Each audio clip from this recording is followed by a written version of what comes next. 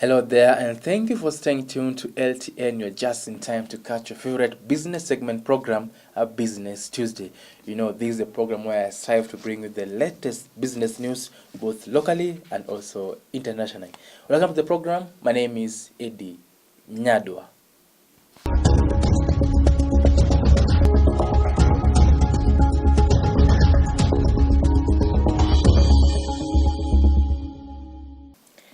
Welcome to the program, and now let's do business, and we begin with business in China, where President Uhuru Kenyatta is in Shanghai, China for the inaugural China International Import Expo at the invitation of President Xi Jinping. The six-day expo brings together senior government officials and the global business community to expand the threshold for countries and regions to venture into business.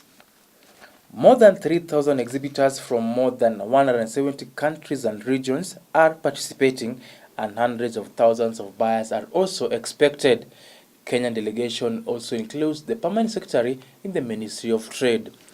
In his address, President Uhuru Kenyatta asked China to give preferential treatment to goods from Africa as it continues opening up its vast market to the rest of the world. Uhuru also wants the Chinese to enact measures to proactively raise the volume of goods coming from Africa into China. On his part, President Xi Jinping said the expo is part of China's deliberate attempt to share its wealth with the rest of the world through opening up access to its vast market. President Xi also announced that China will start releasing the funds and investments worth 60 billion US dollars that it pledged at the recent Forum on China-Africa Cooperation. The relationship between Africa in general and Kenya in particular and China dates back to the Silk Road and the expedition of Admiral Zhonghe. In the recent past, this relationship has grown in important ways. Kenya is part of the One Belt, One Road initiative, and China is a key partner that is supporting my administration in building strong foundations for accelerated growth. It is this strong partnership that made the historic standard gauge railway a reality in Kenya. Our natural deep-water seaport of Mombasa is now connected to the hinterland by the standard gauge railway, making transportation of produce from production to markets seamless. And we look forward to a continued partnership that facilitates the extension of the SGR to the rest of the East African region. This will make the transportation of goods and services from East Africa to and from China and the world seamless. While Kenya and the rest of Africa welcomes partnership in all areas, we seek to give priority to trade and investment opportunities. We seek to participate in global trade as a means to grow our industry and technological capacity, to create jobs, and to achieve the continental growth ambitions articulated in the African Union Agenda 2063. And I thank Your Excellency for your commitment to economic cooperation and readiness to open up your market to the rest of the world. This aligns well with the vision of shared prosperity. This expo is a fitting launchpad for growing trade cooperation between China and Africa. It is an important signal to the world that China remains open for business despite the growing wave of trade protectionism. This expo comes at a time when the World Trade Organization is facing unprecedented challenges, and I congratulate you, President Xi, for your leadership in advocating for the strengthening of rule-based global trade on investment. Today, China ranks as the #1 trading partner with Kenya, accounting for 17.2% of Kenya's total trade with the world.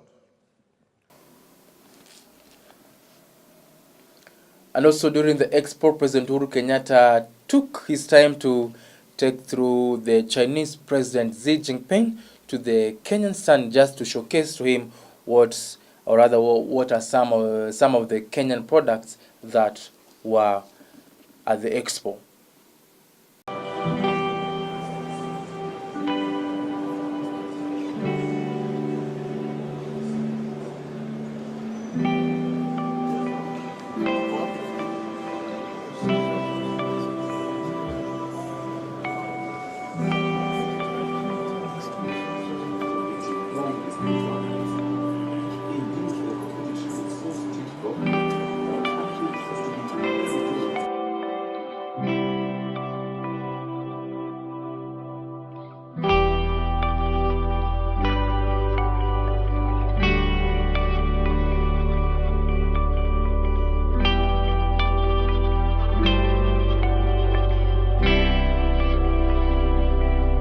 We have coffee here, different varieties. We have tea, macadamia. We have macadamia, different types of nuts, edible nuts. We have handicrafts, all of them. This we have gone even to protect our environment. We use beads. We don't use plastics because we are banned in Kenya. And now still at the Shanghai Import Expo is that Jonathan Jacobs, a marketing director of grapeseed processing company in South Africa, which is participating in the exhibition, says that when it comes to South Africa's agricultural value-added products, people always think of the signature wine products in the Western Cape province. Few people know that the grape-seeded processing industry is affiliated with the wine production in South Africa. Grape seeds can also be separated from the wine production and processed into edible, medical, and other high-quality grape seed oil. The residue from the oil processing process can also be turned into fuel. Jonathan Jacobs believes that the Chinese decision to expand importing African commodities will bring opportunities to promote the development of South Africa value-added agricultural products.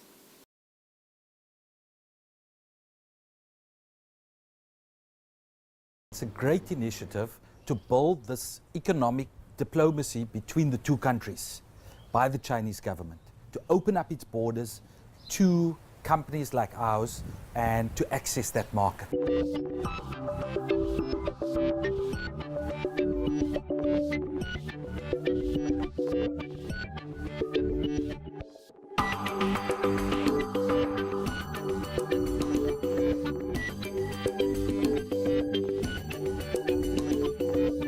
For me, it's an excellent opportunity that in the long run, it might not be achieved in a day, but I want to believe that in the long run, it will provide a situation that is nearing the balance, trade. Not only Congo or African countries are going to China to attend this expo. It's all about Chinese geostrategic power. Actually, China is attracting. And now to some news on the banking sector in the country is that Equity Bank has reported an 8% rise in net profit to 15.8 billion shillings in the third quarter ended September 30th from 14.6 billion shillings posted in a similar period last year. Group Chief Executive James Mwangi attributes the increased bottom line to higher interest income and reduced costs. The lender's total net interest income in the period rose from 25.2 billion shillings to 25.8 billion shillings.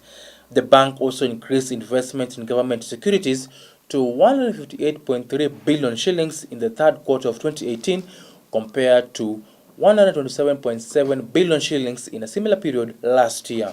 However, total income grew marginally by 1% from 48.7 billion shillings in the third quarter of 2017 to 49.3 billion shillings this year. 400 cashiers are running 13 million transactions. Just tell me how many cashiers I would have needed to serve 353 million. That is the cost reduction that the bank is enjoying. The mobile initially we entered as a service and a cost reduction driver. The biggest driver of transactions and volume was Equitel. And then it's closely followed by agency. You look in terms of the African continent, then we can confidently declare the East and Central Africa as the fastest growing region in Africa, and maybe one of the fastest growing regions in the world, and with outlook of sustained above 6% growth rate, almost comparing with East Asia. The World Bank increased confidence in attractiveness, particularly of Kenya, the ease of doing business, ranking, where Kenya, just 1 year has improved from position 80 to position 61. Now, on Monday was a day that many commuters were stranded. This came after hundreds of PSV vehicles in Nairobi and Kajiado kept off the road after the Ministry of Transport, together with the Ministry of Interior, threatened to introduce the famous Michuki rules. Metoka Isinya saa hii inakuanga 80 wakapandisha wakasema 100. Tena hata hapo tunatokanga na nini sasa mpaka bado wanasema tunaweka 150. Hata wamama wengine nimewacha kama wanalalamika kwa matatu. Sasa hii mimi nilikuwa hapa na hadi saa hii niko hapa na naogopa juu naweza late na niko na kati leo, niko na exam. Tumesimama hapo almost 2 hours. Hakuna gari yenye available. Yenye available bei ni kama yote, nafikiri unaenda kununua plot. Hii sheria kama ni kukazwa, ikazwe kabisa.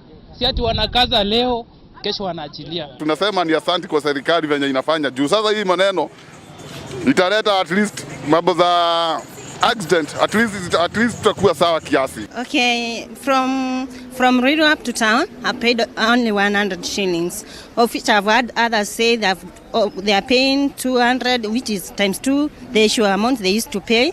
But for me, I think the rules should be instilled for the welfare of the Kenyans and the people. Naomba serikali ituambie vizuri ni aswa ni nini wanataka juu sako zimecomply. Toka Isili hadi hapa tumelipisha leo juu kuwa na magari juu hiyo crackdown bado, lakini leo bado masanse bado hajatokea. Shida ni ile tu watu kuogopa, lakini hakuna shida. Ilikuwa juu gari ziko sawa, gari ziko na mishipi, ziko na ile gadget ya speed governor. Tuseme gari kama zote zimecomply.